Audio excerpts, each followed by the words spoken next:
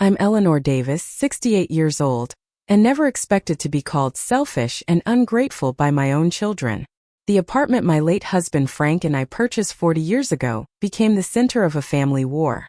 At my grandson Jacob's birthday party last month, my youngest son Timothy's words cut deeper than any knife could. All because I wouldn't hand over my $400,000 home to him and his fiancée. What happened next shocked everyone, including myself.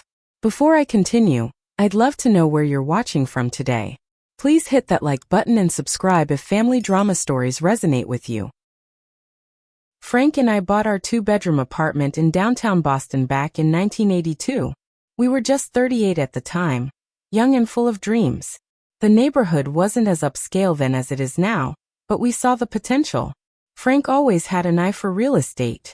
Location, location, location, he would say with that confident smile of his. We paid just $90,000 for it then, which still required years of saving and careful budgeting. Our apartment isn't extravagant by any means, but it's home. Hardwood floors that Frank refinished himself run throughout. The kitchen is modest but updated 10 years ago with Frank's insurance money after he passed from heart failure. The living room faces east, catching the morning sun through floor-to-ceiling windows. Our bedroom, my bedroom now, has the built-in bookshelves Frank constructed one summer. The second bedroom served as Frank's office, then became my crafting room where I quilt and make photo albums for the grandkids. When Frank died 8 years ago, the apartment's value had already quadrupled. Now, conservative estimates put it at around $400,000. The mortgage was paid off 15 years ago, one of our proudest moments. We clinked glasses of champagne that night, celebrating our financial freedom. Frank and I raised 3 children in this apartment. Margaret, our oldest at 46, was 12 when we moved in. She's now a high school principal living in the suburbs with her husband Joel and their 2 children, Jacob who just turned 10, and Emily who's 14. Margaret inherited Frank's practicality and my stubbornness. A formidable combination. She's always been responsible, perhaps too serious at times. Robert, 42, came next. He works in information technology for a financial firm. He and his wife Sandra live about an hour away with their 5-year-old twins, Lucy and Lisa. Robert is our peacemaker, the one who smooths things over during family disagreements. He's sensitive like Frank was, sometimes to his detriment. Then there's Timothy, our youngest at 38. He still lives in Boston, working as a marketing manager for a startup company. His income fluctuates with the company's fortunes. Timothy has always been charming and persuasive, qualities that serve him well professionally, but sometimes make family dynamics complicated. He's engaged to Natalie, a beautiful interior designer with expensive taste. They've been together for 2 years and are planning their wedding for 3 months from now. When Timothy announced his engagement last Christmas, I was overjoyed. Frank would have been so proud to see all our children settled. I immediately offered to help with wedding planning, pulling out my savings to contribute $5,000 toward their special day. It wasn't a fortune, but it represented months of careful budgeting on my fixed retirement income. Natalie accepted my check with a quick thank you before launching into descriptions of the venue they wanted. A historic mansion with garden reception, and her dream dress from a boutique in New York. Timothy sat beside her, nodding enthusiastically, occasionally mentioning the cost of various elements. The total they were planning to spend made my contribution seem like pocket change. "Mom, you should see the apartment Natalie has her eye on," Timothy mentioned casually during that dinner. "It's in Beacon Hill, amazing views, but the down payment is just beyond what we can pull together right now." "We'll figure it out," Natalie had said, squeezing his hand. "Maybe after the wedding." I noticed the expectant glances they exchanged but thought nothing of it then. I was simply happy that my youngest was finding his path. If only I had recognized those early warning signs of what was to come. Throughout spring, I attended cake tastings and florist appointments with Natalie. She was particular about everything, the exact shade of pink for the roses, the precise height of centerpieces. Each time a vendor mentioned price, she would smile tightly and say, "We're investing in memories." I nodded supportively while mentally calculating how many months of my pension each memory would cost. Looking back, I see now how Timothy and Natalie were building toward something. The frequent visits to my apartment, the compliments on my decor that evolved into discussions about what potential this place has, the questions about my retirement plans that seemed innocent at the time. All pieces of a puzzle I didn't realize I was meant to solve by handing over my home. One Tuesday evening in May, Timothy called to ask if he and Natalie could come over for dinner. "We have something exciting to discuss," he said, his voice bubbling with that enthusiasm I've known since he was a little boy asking for a new bicycle. I prepared Timothy's favorite lasagna, spending the afternoon layering noodles, cheese, and my special sauce made from Frank's mother's recipe. I set the table with my good dishes, the ones Frank and I received as wedding gifts 47 years ago. I wanted everything to be special for whatever announcement they were bringing. They arrived at 6, Natalie carrying a bottle of expensive champagne. "To celebrate," she said with a wink, placing it in my refrigerator. Timothy hugged me tightly, his cologne slightly overpowering in my small kitchen. Throughout dinner they were effusive about everything: the food, my new curtains, the building's location. "This neighborhood has become so exclusive," Natalie commented, glancing around my living room. "Properties here rarely come on the market anymore." "Mom, I've always loved this view," Timothy added, gesturing toward the city skyline visible from my windows. "Remember how Dad and I would watch the July 4th fireworks from here?" I smiled at the memory. "He would lift you onto his shoulders even though you were getting too big for it." "This place is just filled with history," Natalie said, running her hand along my bookshelf. "Though these built-ins could be modernized. And imagine if we opened up that wall between the kitchen and living room. The flow would be amazing." I paused, fork halfway to my mouth. "You're thinking of renovations?" Timothy and Natalie exchanged glances before Timothy reached across the table for my hand. "Mom, that's actually what we wanted to talk about. Natalie and I have been thinking about our future, where we'll live after the wedding." "Have you found a place?" I asked, genuinely interested. The real estate market in Boston was challenging for young couples. "Well," Timothy smiled broadly, "we were thinking we could really use this place." My confusion must have shown on my face because Natalie quickly added, "We've been looking at options for you too, Eleanor. There's a lovely retirement community in Brookline. Small but elegant apartments, social activities, and no maintenance worries for you." I set my fork down slowly. "I don't understand. Are you suggesting I move out of my home?" Timothy squeezed my hand. "Mom, this apartment is too big for just one person. You rattle around in here all alone. Wouldn't you prefer somewhere with people your own age? Somewhere without stairs and with medical staff nearby if you need them?" "I'm in good health, Timothy. I don't need medical staff nearby." My voice remained calm despite the shock reverberating through me. "It's not just about now, it's about planning ahead," Natalie interjected. "And honestly, this location is perfect for us. We'd be close to both our offices, and when we start a family, the park is just across the street." "When you start a family, you'll want more than 2 bedrooms, I pointed out, still struggling to process what they were suggesting. Timothy shrugged. "We'd renovate.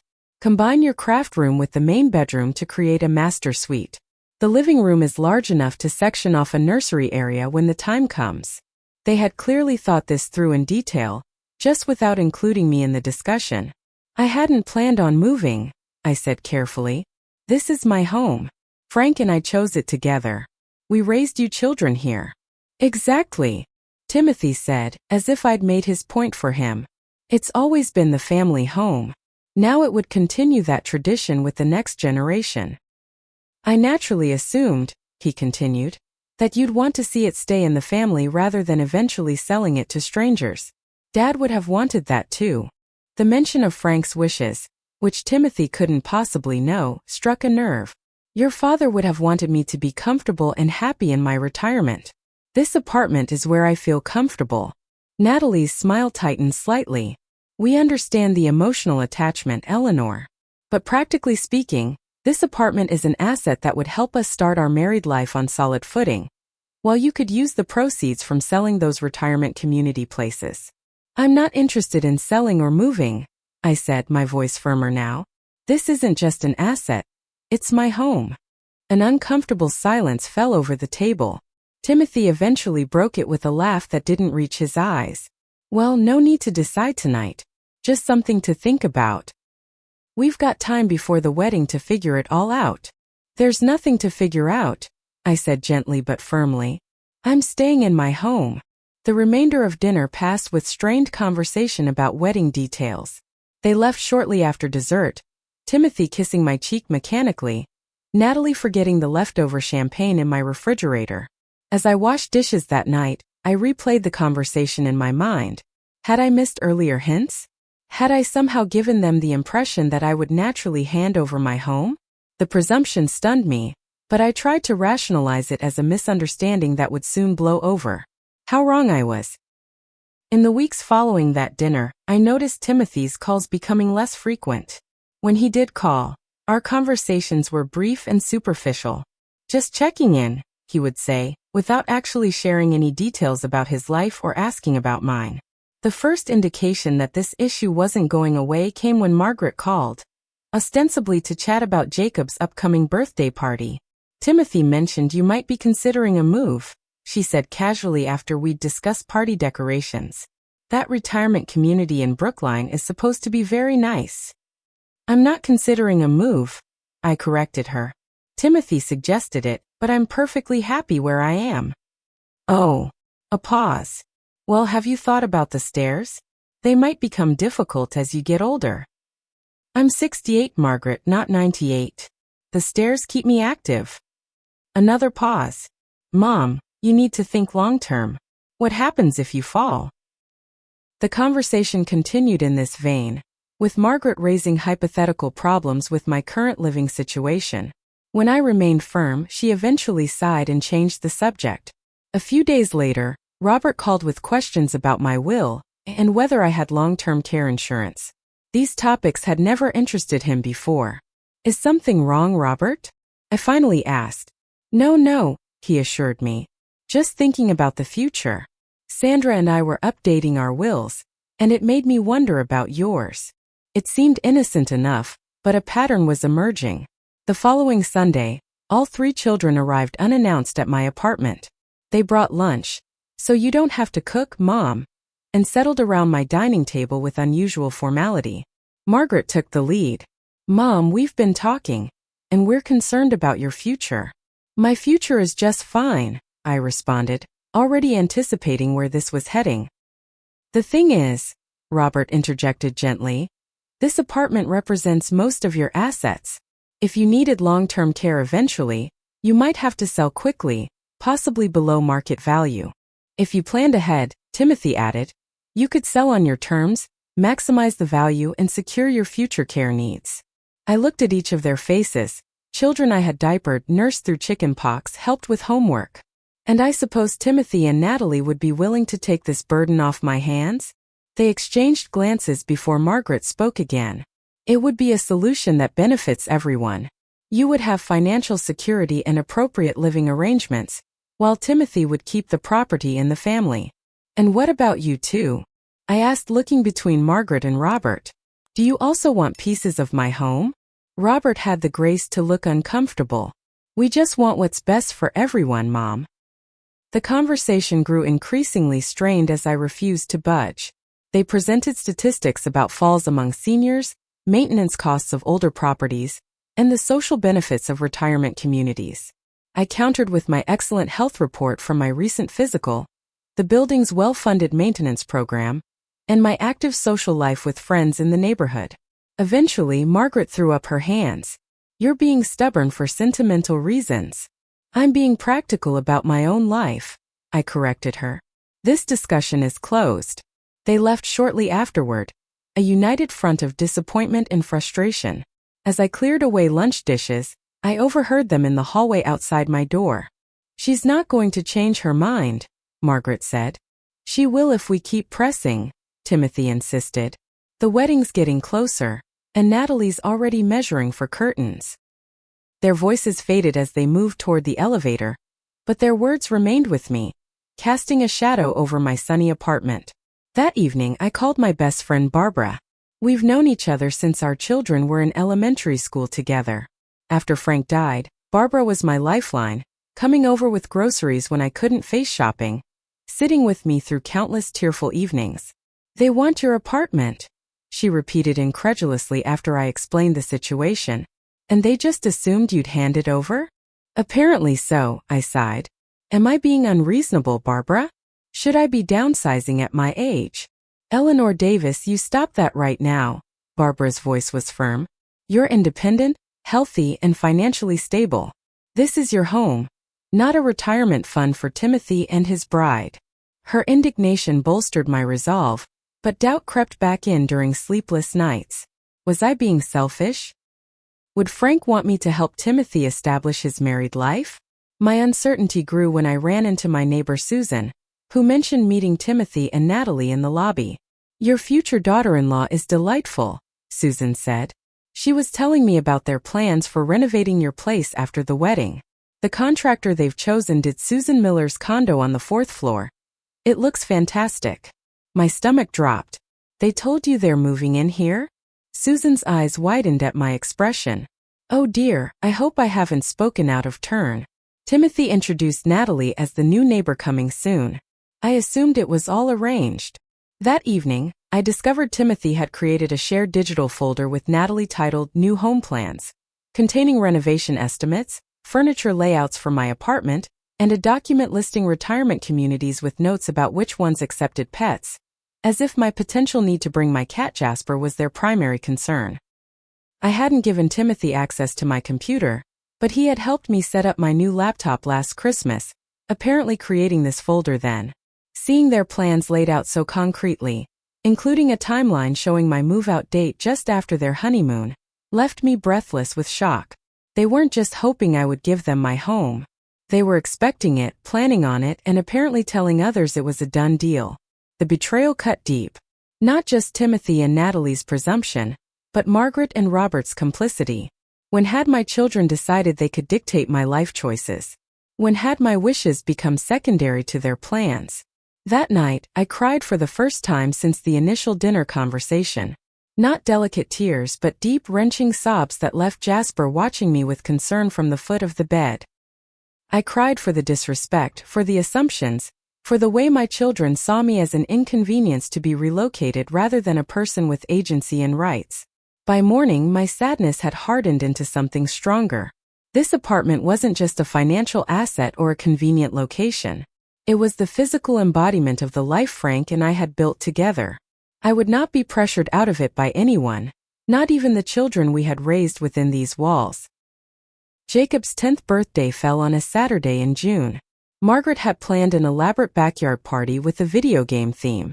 Giant inflatable characters decorated the lawn, a rented game truck was parked in the driveway, and a cake shaped like Jacob's favorite game controller waited on the dining room table. I arrived early to help set up, carrying carefully wrapped gifts, the latest game Jacob had been talking about for months, and a handmade quilt featuring squares that represented milestones in his first decade. His baby footprints, his kindergarten photo, the baseball team logo from his first Little League season. Margaret greeted me with a quick hug. Thanks for coming early, Mom. Can you help Joel hang the last of the decorations? I need to pick up the ice cream cake. The party began at noon. Children arrived in groups, filling the backyard with excited chatter and laughter. I took my usual grandmother role, helping serve food, making sure younger siblings didn't feel left out, and taking photos to capture memories. Timothy and Natalie arrived fashionably late, carrying a large box wrapped in metallic paper. Natalie air-kissed my cheek before immediately joining Margaret in the kitchen. Timothy hugged me briefly before being dragged away by Jacob to see the game truck.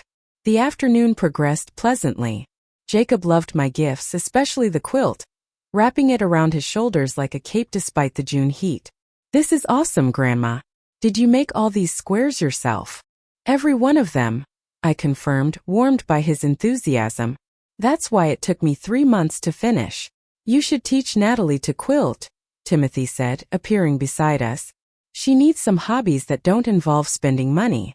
I detected tension in his voice but chose to ignore it. I'd be happy to teach anyone who's interested. As Jacob ran off to join his friends, Timothy lowered his voice. Have you given any more thought to our discussion? This isn't the time or place, Timothy, I said firmly. The wedding's getting closer, he persisted.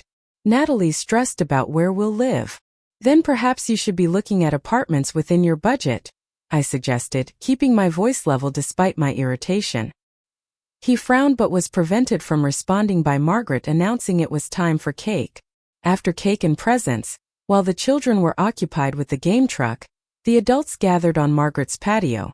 The conversation flowed easily until I mentioned my plans to renovate my bathroom. The tile is original to the building, and it's starting to show its age, I explained to Margaret's friend Laura. I've found a wonderful contractor who specializes in vintage buildings. Timothy, who had been quietly nursing a beer nearby, snorted. Seems like a waste to put money into a place you won't keep. The conversation around us faltered. I have no plans to leave my home, Timothy, I said quietly, hoping to avoid a scene. Come on, Mom, he said louder now. We've been over this. It makes no sense for you to rattle around in that apartment alone. Margaret intervened, her principal voice in full effect. Let's not discuss this now. It's Jacob's day. I agree, I said, starting to rise. I should check on the younger children. No, Timothy said, his face flushing. We need to settle this. The wedding is in 3 months. Natalie and I need to know where we'll be living. Joel, Margaret's husband, gestured toward the house. Why don't we take this inside? We moved to Margaret's living room, away from curious ears. Timothy, Margaret, Robert, Natalie, and I formed an uncomfortable circle. Joel excused himself to supervise the children, clearly wanting no part of the coming confrontation. Mom, Margaret began in her reasonable voice, we're concerned about your future. That apartment is too large for one person, and the market is excellent right now. I appreciate your concern, I replied, but my future includes staying in my home. Robert leaned forward. We're thinking of your safety and well-being. What happens if you fall? Who would help you? I have a medical alert system, neighbors who check on me, and friends in the building, I countered. My doctor says I'm in excellent health for my age. This isn't just about your health, Timothy interjected. It's about being practical. You're sitting on a valuable asset that could help the next generation. You mean it could help you and Natalie, I clarified. Yes. Timothy threw up his hands. Is that so wrong? Dad would have wanted to see his home passed to his children. Don't presume to tell me what your father would have wanted, I said, my voice tight. Frank and I bought that apartment together. We made every decision about it together. He never once suggested I should give it away when he was gone. Give it away? Timothy's voice rose. We're not asking you to give it away. We're asking you to be sensible and downsize appropriately for your stage of life, while conveniently providing you with a home you couldn't otherwise afford, I added. Natalie, who had been uncharacteristically quiet, spoke up. Eleanor, we're not trying to take advantage. We just thought it was a solution that worked for everyone. Except it doesn't work for me, I pointed out. And since it's my home, my opinion should matter most. God, you're being so selfish. Timothy exploded. After everything we've done for you since Dad died. I stared at him in shock. What exactly have you done for me, Timothy? Changed light bulbs twice a year? Helped set up my new television? I've been largely self-sufficient since your father passed. We call, we visit, we include you in holidays, Margaret listed, as if these basic courtesies were extraordinary efforts. And I appreciate that, I said. But that doesn't entitle any of you to my home. Timothy stood up, looming over me. You're just a selfish, ungrateful old woman. You'd rather live alone in that apartment than help your own son start his married life. The room fell silent. Margaret and Robert looked uncomfortable but didn't contradict him. Natalie studied her manicure, avoiding eye contact. The words stung like physical blows, but I refused to show it. Instead, I stood slowly, gathering my purse and cardigan. I think I should leave now, I said quietly. Please tell Jacob I wasn't feeling well, and I'll call him tomorrow. Mom, wait, Robert began, but I held up my hand. I've heard enough, I said. Timothy has made his position quite clear, and it seems you two agree with him. I won't forget that. I walked out with my head high, ignoring Timothy's frustrated sigh and Margaret's call to come back. In my car, with the door closed and privacy finally secured, I allowed the tears to fall. My hands shook so badly I had to wait several minutes before I could safely drive home. The apartment welcomed me with familiar comfort, the soft chair where Frank used to read, the kitchen where we'd danced while washing dishes, the windows where we'd watched countless sunsets together. This wasn't just real estate. It was the physical manifestation of my life with Frank, and now my life without him. My children had called me selfish for wanting to keep my own home. The irony might have made me laugh if it didn't hurt so much. Sleep eluded me that night. I replayed Timothy's words, selfish, ungrateful old woman, until they lost their individual meaning and became a painful mantra. Had I raised my children to be so entitled? Had Frank and I somehow failed to instill basic respect and consideration? When sunrise finally painted my bedroom walls with golden light, I was sitting in Frank's old armchair, Jasper purring in my lap, eyes burning from a sleepless night. The phone rang at 7:30. Barbara's number lit up my screen. "Margaret called me," she said without preamble. "What happened yesterday?" I recounted the confrontation, my voice breaking despite my efforts to remain composed. "I'm coming over," Barbara declared. "I'll bring breakfast. Don't argue." 45 minutes later, we sat at my kitchen table with bagels, cream cheese, and strong coffee. Barbara listened as I poured out my hurt, confusion, and anger. The worst part, I concluded, is that they seem to genuinely believe I'm being unreasonable, that at my age I should naturally hand over my home to the next generation, as if I've exceeded my allotment of independent living. Barbara reached across the table to squeeze my hand. "That's the entitlement mentality talking. When did we start raising children who believe parents owe them property?"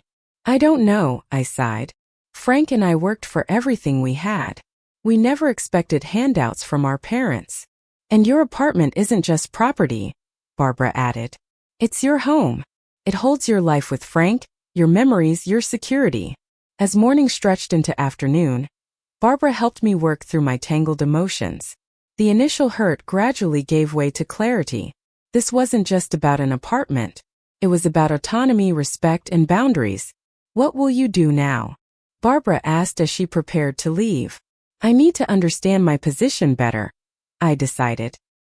"Financially, legally, emotionally. Then I can respond from strength rather than hurt." Over the next week, I immersed myself in research. I reviewed my retirement accounts, pension projections, and estimated future healthcare costs.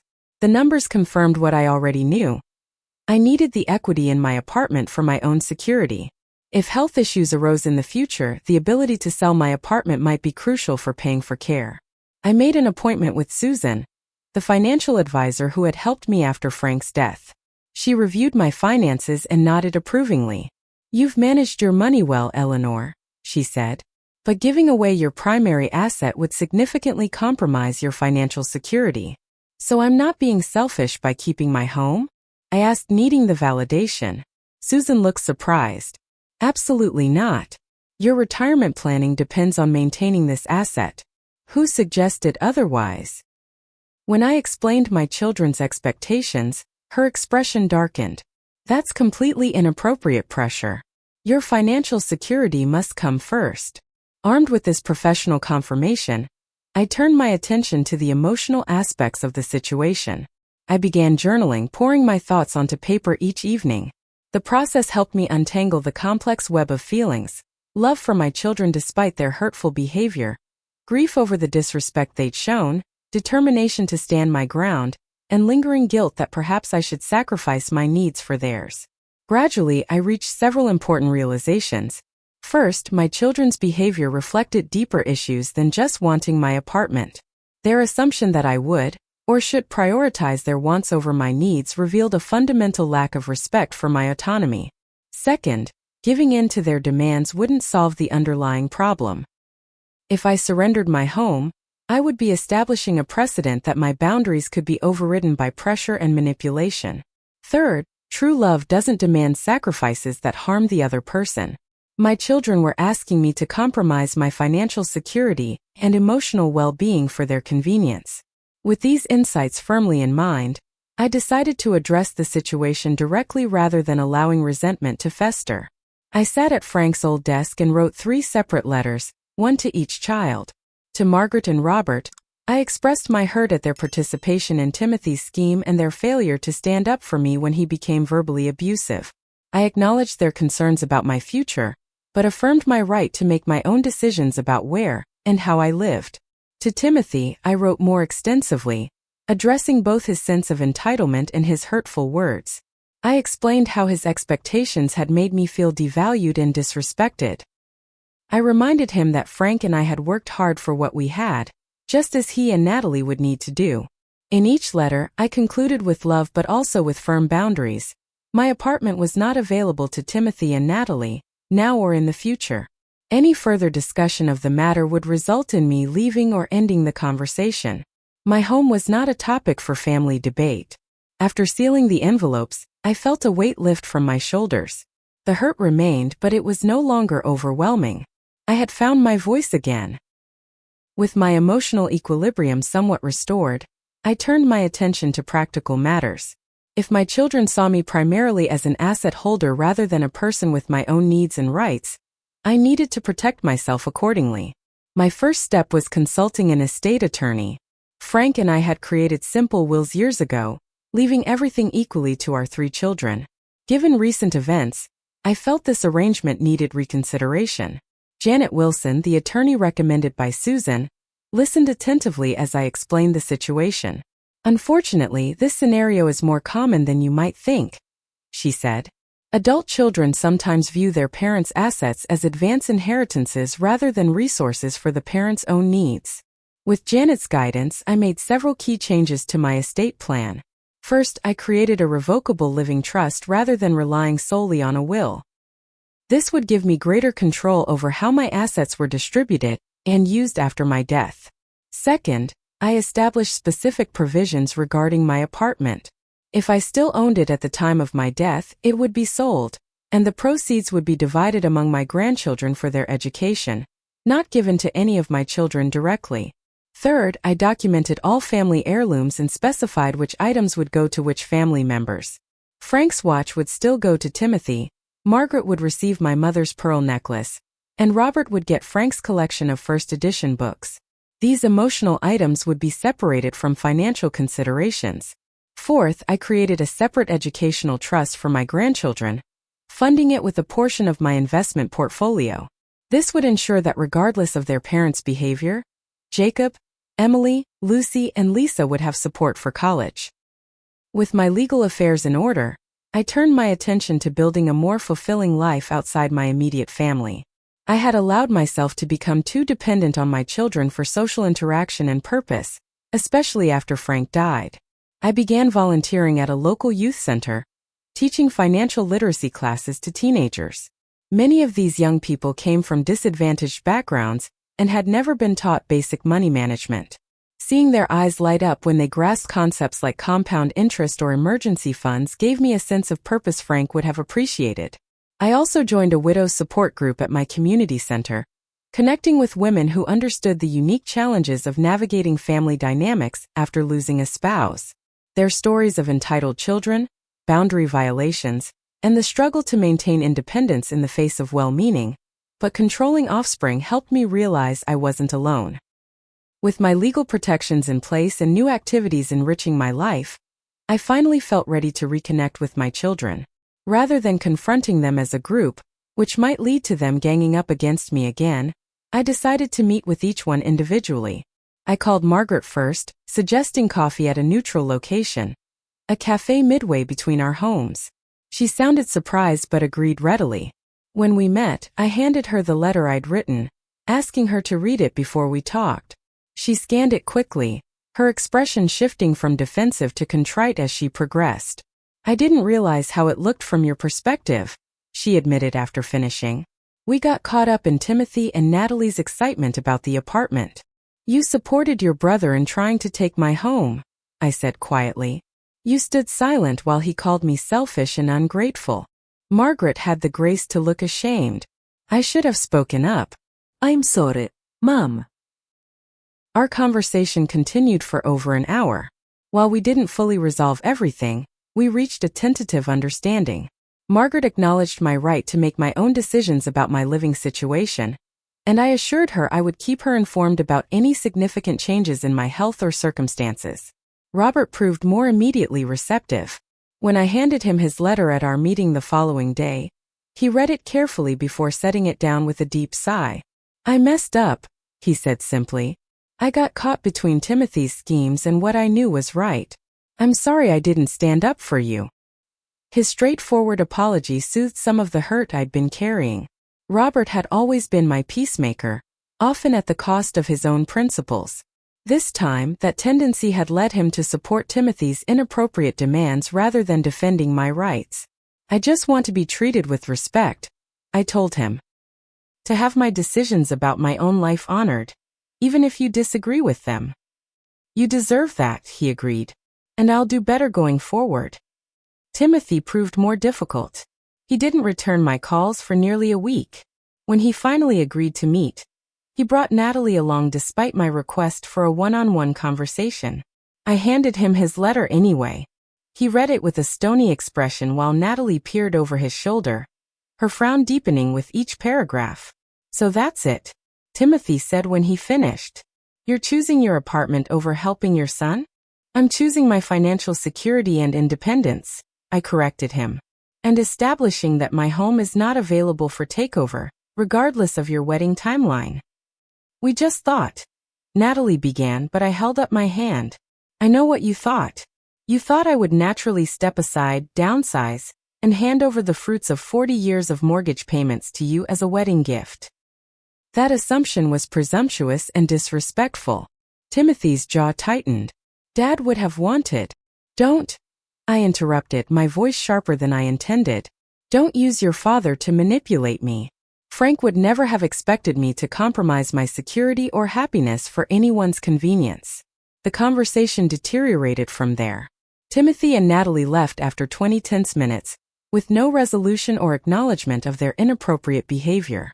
Unlike Margaret and Robert, Timothy seemed unable or unwilling to see my perspective. As painful as that final meeting was, it clarified the path forward. I would maintain cordial relations with all my children, but with firm boundaries in place. The apartment was off-limits as a topic of discussion. If Timothy or anyone else brought it up, I would immediately change the subject or, if necessary, end the conversation. This new approach was tested at a family dinner the following month. When Natalie made a pointed comment about the wasted space in my second bedroom, I smiled pleasantly and said, "I've decided that topic is closed for discussion. Margaret, how are Jacob's baseball games going this season?" The abrupt subject change created an awkward moment, but Margaret quickly picked up the conversational thread. Timothy and Natalie exchanged frustrated glances but didn't pursue the matter. By establishing and enforcing this boundary consistently, I gradually trained my children to respect this limit. It wasn't easy, and there were uncomfortable moments, but slowly the dynamic began to shift. They stopped seeing me as an obstacle to Timothy's housing plans and started treating me as an autonomous person again. 6 months after the confrontation at Jacob's birthday party, I hosted Thanksgiving dinner in my apartment. The decision to invite everyone was deliberate, a reclaiming of my space and a statement that I could forgive without forgetting. I spent days preparing.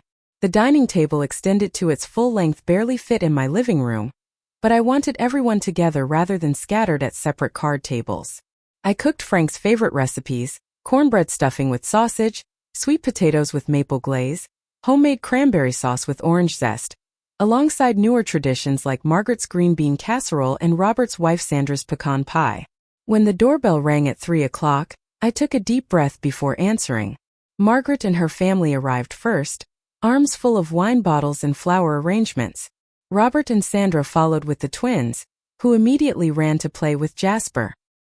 Timothy and Natalie came last, bringing an expensive bottle of champagne and a store-bought pumpkin pie.